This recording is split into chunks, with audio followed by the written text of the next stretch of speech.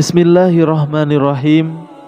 Assalamualaikum warahmatullahi wabarakatuh. Sahabat rahasia kolbu rahimakumullah, salat tidak akan sah tanpa wudu. Dari Ibnu Umar radhiyallahu anhu, beliau berkata, saya mendengar Rasulullah sallallahu alaihi wasallam bersabda, tidak ada salat kecuali dengan wudu, tidak ada sedekah dari hasil pengkhianatan.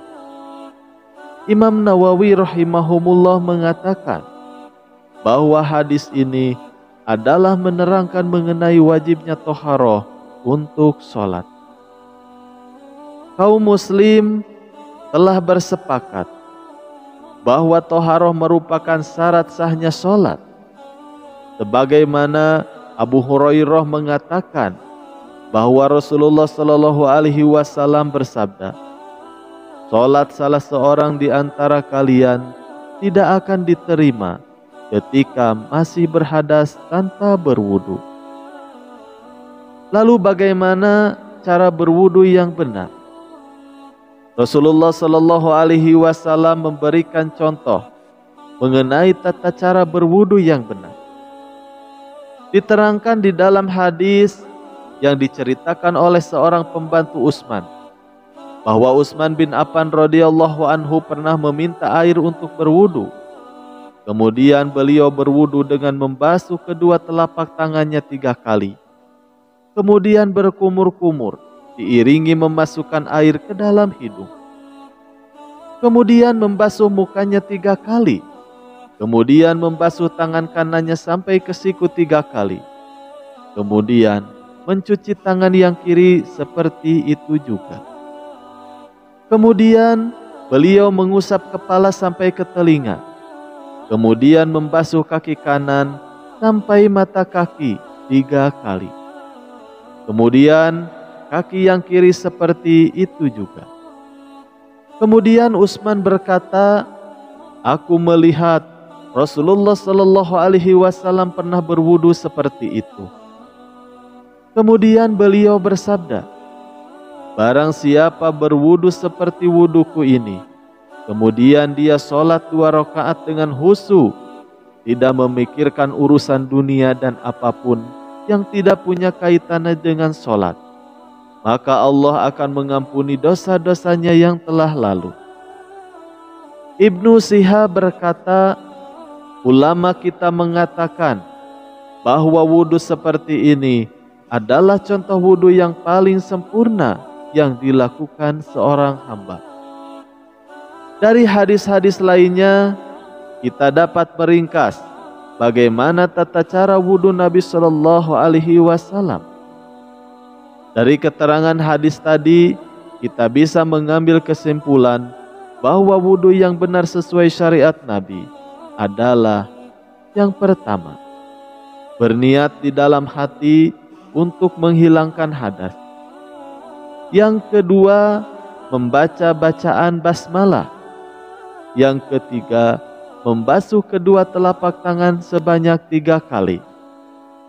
Lalu yang keempat, mengambil air dengan tangan kanan, lalu dimasukkan di dalam mulut atau berkumur-kumur dan dimasukkan ke dalam hidung dan dikeluarkan sekaligus melalui hidung.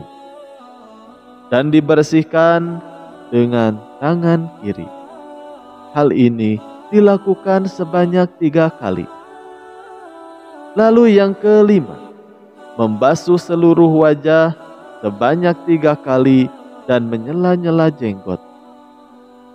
Yang keenam, membasuh tangan kanan, kemudian tangan kiri hingga siku sambil menyela-nyela jemari-jemari. Yang ketujuh, membasuh kepala 1 kali dan termasuk di dalamnya telinga.